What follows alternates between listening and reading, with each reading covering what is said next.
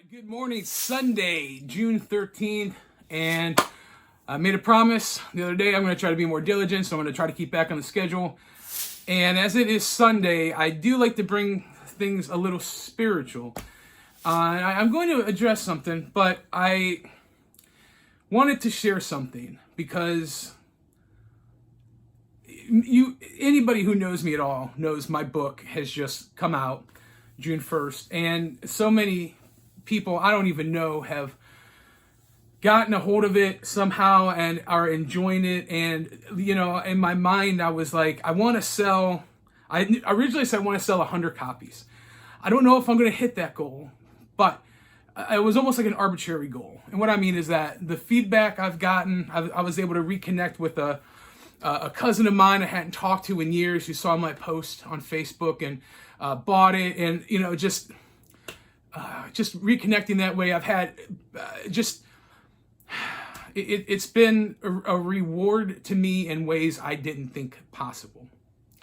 And what I wanted to share with everybody is this. I finally got my copies in.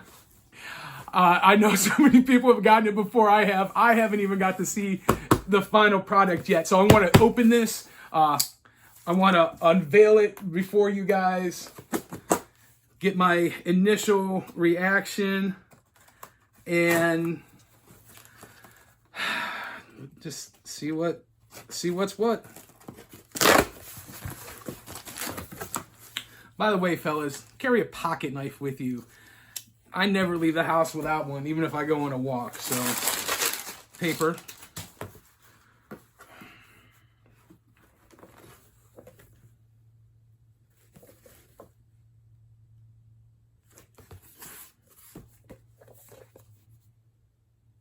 The final product.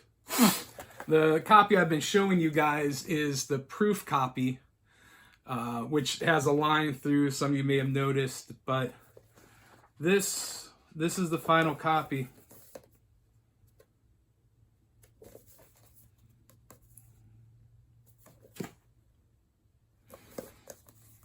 This guy.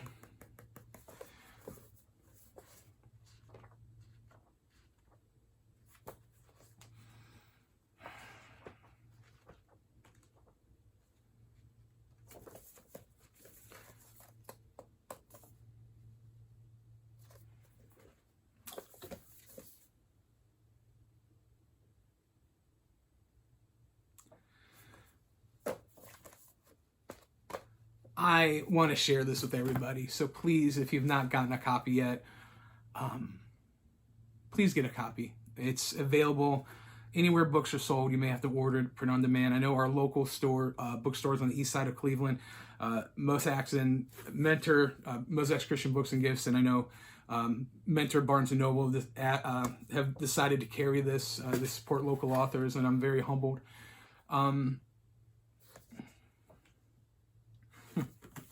This is the fulfillment of 5 years of study and work and being crushed and being destroyed and being it's all in here. It's all in here. It is. So, please get a copy. The links will be down below. If you want a signed copy, hit me up. This one is going to a young man who is graduating today. This is going to be his gift. So he will be seeing this later this afternoon. But, really what I wanted to talk about, as, I try to be a little spiritually minded on Sundays, is the idea of love. And had a conversation the other day about Paul, who wrote the lion's share, his 13 epistles, the lion's share of the New Testament. And you have all of the things that Paul wrote, and oddly enough, the last quote in my book, let me see if I can find it. Wow. The guy who wrote this book has like 30 pages of bibliography. You don't have to read that, I don't think. Paul talks in 1 Corinthians 13 about love, like the definition of love. Though I may speak with the tongues of angels and may know all mysteries and fathom all knowledge, but if I have not love, I am nothing. Love is patient. Love is kind. It doesn't envy. It doesn't boast. It doesn't brag. It isn't rude. It isn't self-seeking. Love does not delight in evil, but rejoice in the truth. Love always trusts, always hopes, always perseveres, always protects. Love never fails. And we skew love for a cheap imitation. It's like you could go to a store and, you can get like rum, but it might not be like Captain Morgan rum, right? It's like, it's an imitation, right? And if you hadn't had that higher shelf, that higher tier, you may not know the difference.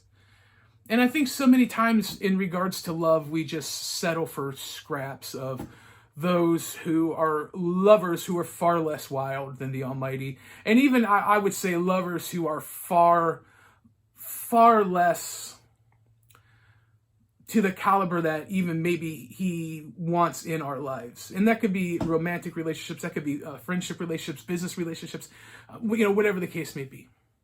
And what I want to just encourage people with is, there's all these hashtag love never fail or love, all this stuff out there that it's a cheap replication of love. It's a bottom shelf, underperforming, cheap substitute of what love is. And it takes a while to understand that, but it comes from loving God and then trying to learn how to love ourselves, which isn't easy. Like I struggle with that most of the time. I really don't like myself. Like I don't get it. Like people that like me or that are fans of me, I don't get it. Most of the time, I'm not even a fan of me.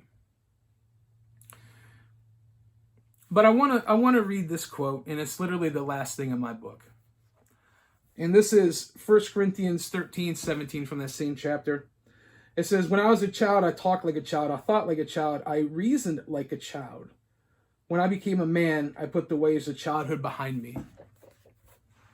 And if you read that last chapter, it'll have a great significance as I close the book with that. But as I close today with that also, I want us to think about when we're younger, we'll settle for anything because we don't know better.